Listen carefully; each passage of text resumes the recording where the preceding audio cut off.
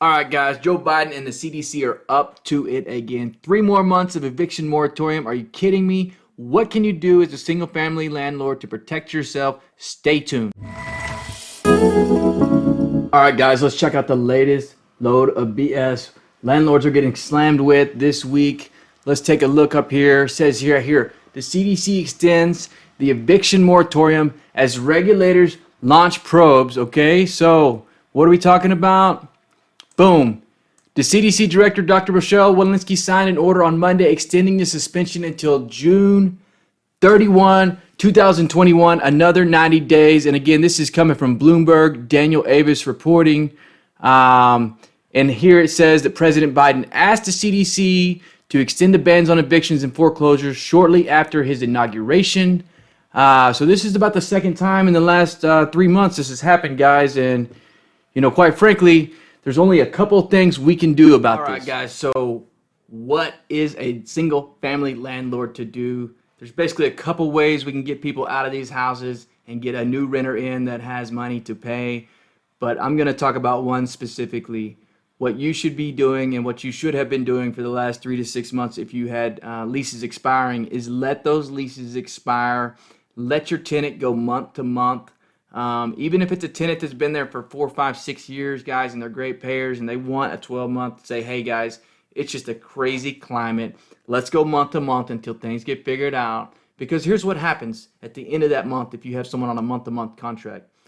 Let's say they have you January to February. They pay January.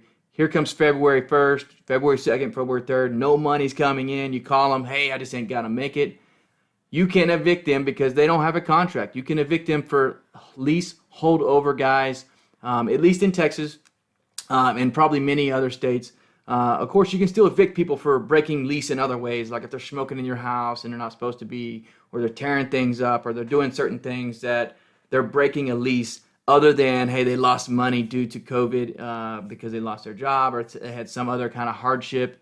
And that would, if you kicked them out, they'd basically be on the street. So, but you need to check your local laws on all those things because the penalties right now for wrongful eviction are very, very severe. It's not something you want to get yourself into, guys.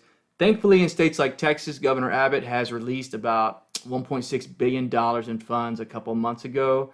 Figure out how you can get those funds in your pocket. Go do the research. Help your tenant. And this goes all the way back to like March 2020. So if you got someone who's been held over for like 8, 9, 10 months and they owe you, $10,000 in back rent, you can help them apply for these things, guys, and get that money in your pocket. Hopefully there's a program like that in your state if you're not in Texas.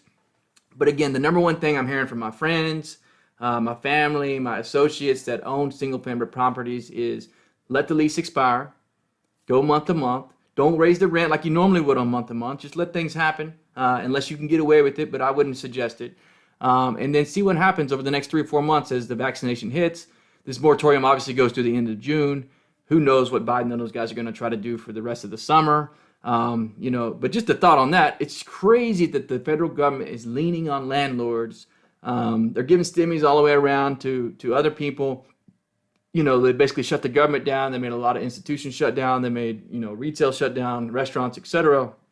People, their income was lost, and it's a major deal. There's about 40 million people who would be out of a house today if it wasn't for these moratoriums. But is that on the single-family landlord to bail out the federal government while the whole time they're putting massive stimulus packages together, $2 billion, guys, over and over and over, and none of it is getting back to us? I guess they expect us just to default on a mortgage, not pay insurance, not pay taxes. I doubt that. And then give this thing back to the bank and then let them deal with it. I guarantee a bank's not a great landlord either to have. So who knows what's going to happen? I wouldn't expect any relief from the federal level. Again, if you're in states like Texas, there may be some relief available to you. Research that and make sure it happens, but do not extend a lease right now. At least for the next 3 or 4 months, guys. Go month to month.